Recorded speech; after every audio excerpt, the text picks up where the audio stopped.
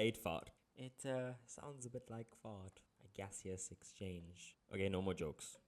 I promise we're just gonna be ernstig. We're just gonna be serious here, my friends. So, our speaker, our poet, our dichter wrote a poem about the death of his daughter. So no, I promise, no jokes. We don't joke about death here. Okay, only sometimes, but this time I'm being serious. In a way to deal with the death of his daughter. So this is almost his feelings toward the entire situation. And the little girl in the poem got sick and was taken to hospital. The doctors misdiagnosed her and treated her for flu and pneumonia. But on the Monday morning, she got extremely sick. She was rushed to the hospital, but she died on the way to the hospital. And the autopsy revealed that she died of diphtheria. This is a bacteria-caused toxin that kills the cells in the mouth and throat and led to death by asphyxiation. And this toxin, it forms in a membrane in your throat. Okay, so we've got quite a sad, grim poem coming up here. So I'm just gonna speak like this because we're all in mourning. So the structure, we've got 12 lines here. And daar's 6 remende couplette. 1, 2, 3, 4, 5, 6. Al en maal, klein en dein, slap, tap, nog, tok, stil, wil, hospitaal, ingehaal. After I deliver all 10 of these Afrikaans poems, I'm going to start my rap career. Okay, Jack Parrow, watch out. Captain. Yeah, that's not rap. Damas, you know one thing about me? I know all the lyrics to Damas. Yeah, you know what? Get me to 100k subs, I might just start rapping Damas. Okay, I might.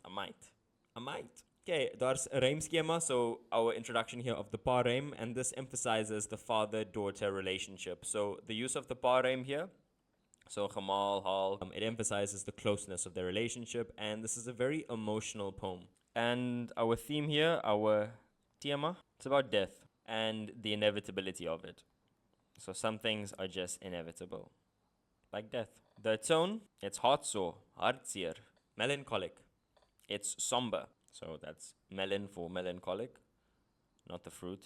And we're very heartsore as well. Somber too. And the poet creates tension in the way that he makes the reader visualize the nearing death of his daughter, her impending death. If we just scrutinize the title a little bit, Haar, it is a lady that we are dealing with, a vrolijke persoon.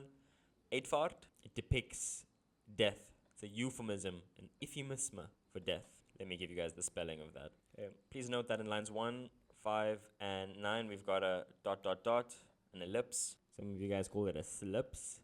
And we have an emotional pause here. It's a pause as well where we should be resting. So like a rus pauses. Just so we can rest, chill out a little bit. Okay. And line 1, it's basically showing that the speaker, the dad, is finding it quite difficult to speak about the death of his daughter.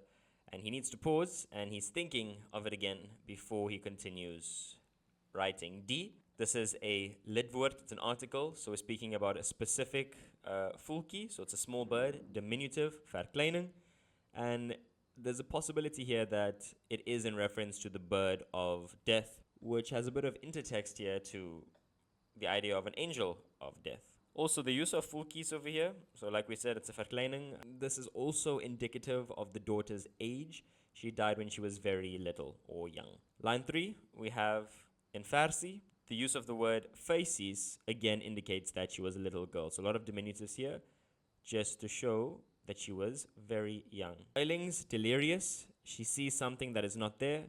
Doodsgordijn, death's curtain. Death is very, very close. Gryp and verslap, they contrast each other, and it emphasizes the intensity of her illness. She grabs this curtain, but then she lets go again. So she grabs, then she lets go, indicating that she's fighting death. She's going in and out of consciousness. She's drifting in and out of consciousness. She fights, say baklei. She's fighting death, the illness, probably in her father's arms, possibly. Line 4 and line 5, we have some inyambament here, enjambment, and it speeds up the tempo of the poem, and it indicates how quickly he wrote those sentences. He wants the thought to be over, and the use of ellipsis, again, it shows that he needs to take a break from the words he just wrote. So after, this quick words in line 4 and line 5, he just needs to take a quick break. Or perhaps he got too emotional. Sviet? Sweet? This doesn't mean sweet. Sweet is sut. Sviet, it means that he's sweating. The little girl has a high fever that was caused by diphtheria, and the body is trying to fight off this infection, hence the fever. Slappies, this refers to the temples. Your temples, not like a temple, like we're about to practice Hinduism or Buddhism or anything like that. This is not like a religious illusion with an A-L-L, not like illusion, like I'm Harry Houdini. It alludes to, your body's temples. And verkleining, slappies, to show once more that she was a little girl. And here we have a full stop. I know a lot of you, when you're angry on WhatsApp, you put a full stop. That's not what this is. Okay. This emphasizes the division between earth and where his daughter is going to. Heaven. It's also indicative. It's a juxtaposition of life and death. Okay, let me change color for the last few lines. So oortjies again, verkleining, to show that, again, she was a little girl. So this is getting very repetitive now. Om te beklemtoon.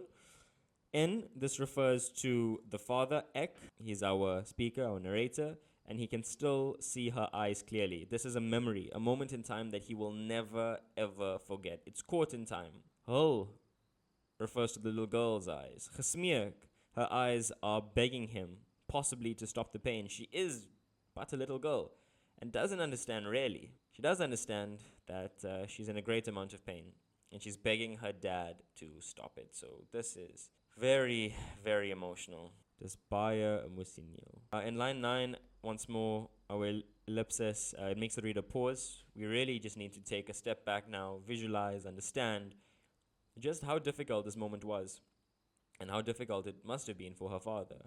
Seeing his daughter beg him silently but ever so desperately to relieve her from the pain she was in.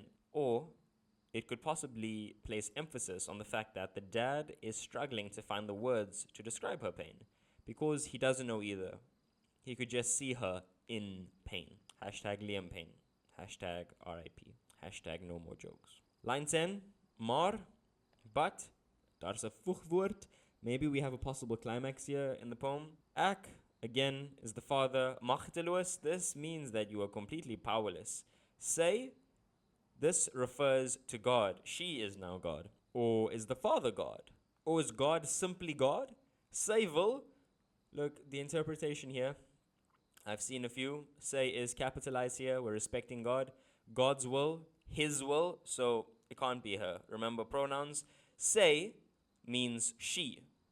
So say wil eet, like she will eat. But something like dar seibal, it is his bull. So say, teaching you some basic like grade 3 Afrikaans here.